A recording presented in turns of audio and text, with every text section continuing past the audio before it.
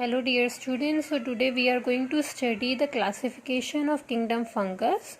Kingdom fungus is divided into two classes, phycomycetes, ascomycetes, basidiomycetes and deuteromycetes. But what is the criteria of classification? There are mainly three criteria of classification, that is mycelium, spore formation and the fruiting bodies which are formed. Okay, so based on these three criteria we classify the fungus. First, let us see the mycelium of the fungus.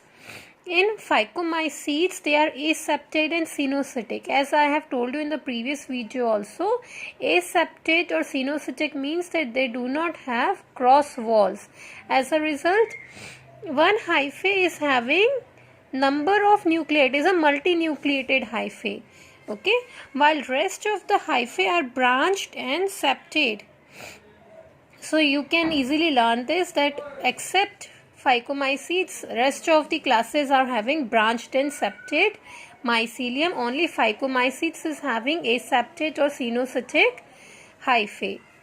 Next, spore formation.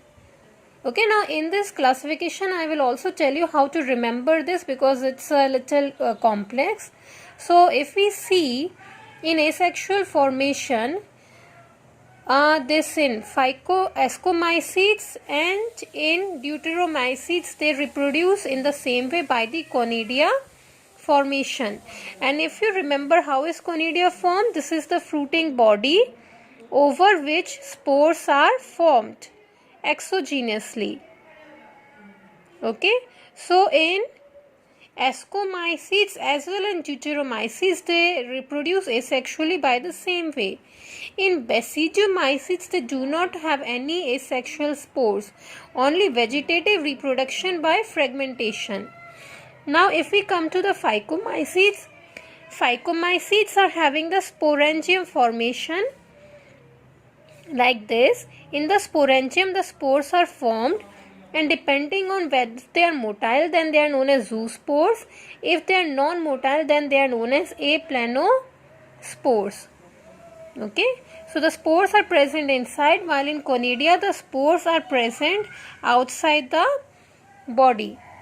Now let's come to sexual reproduction. Once again, if you see here, in deuteromycetes class, there is no sexual reproduction. So we just have to learn about sexual reproduction in the first three classes. In the first three classes, first class, that is your phycomycetes. In phycomycetes, the zygospores are formed by the fusion of the gametes. Gametes can be similar morphologically. If they are same, then they are known as isogametes. If the gametes are not same in appearance, then they are known as anisogametes.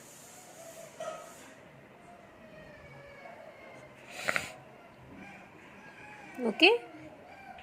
Then in case of ascomycetes, we are having ascocarp. Yesterday I told you that ascospores are formed in a cup-like structure. Okay, these are ascospores. Around 8 ascospores are formed in one asci or the sac-like. Now, basidiomycetes. Basidiomycetes are formed on the they are forming basidiospores which are formed on the basidium, which is a club-like structure. It is having extensions like this on which the basidiospores are formed. Okay, so this was sexual reproduction in case of the basidiomycetes. Okay, now fruiting bodies. Fruiting bodies are actually the bodies on which the spores are formed. So if we see in case of phycomycetes, this is the structure. So this structure which is bearing the sporangium is known as sporangiophore. Okay, and conidia are formed on conidiophores. So here, conidia are formed on conidiophores. If you see this structure here, this is the conidia, and this structure which is bearing the So ascocarps are formed endogenously inside the fungi. There are around 8 ascospores are formed. Okay, so this body which bears the ascospores is known as ascocarp. Okay, then we are having basidiospores. Basidiospores, these are the basidiospores.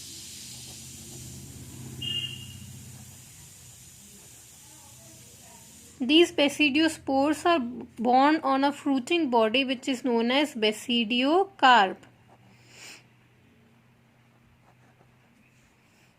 Okay, now let's come to mode of nutrition.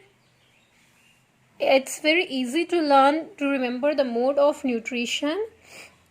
Because they are all fungi, so fungi will all be saprophytic. Okay, and if we see here, most of them are saprophytic or parasitic. Everywhere they are saprophytic or parasitic.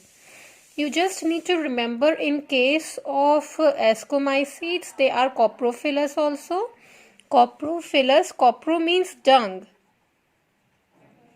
and philous means loving. So they are dung loving. Okay, and in case of deuteromycetes, the last class, most of them are decomposers. Now if we come to the examples, okay, so in examples of phycomycetes, we are having rhizomas, and which is a bread mold. Albugo is a parasitic fungi. In ascomycetes, we are having a celebrity penicillium. We have been studying so much about it. We are having a yeast which is a unicellular. It is the only unicellular organism in this group. Then neurospora. Neurospora is very important because it is used in biochemical and genetic studies. Why it is used in biochemical and genetic studies? First of all, it is having a short lifespan.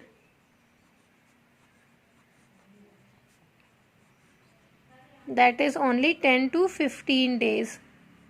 Okay, this when grown in a culture, it gives a orange color. Okay, and another thing is it is haploid. Haploid means it is having only one set of chromosomes, so it is very easy for the scientists to study if they want to study the dominant or recessive genes.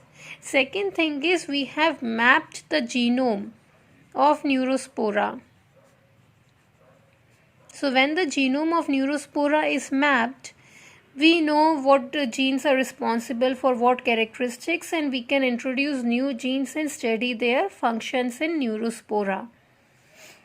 Next, in Basidiomycetes, we are having agaricus mushroom. Everyone is familiar with that one. Then we are having parasitic fungi like Eustylago and Puccinia.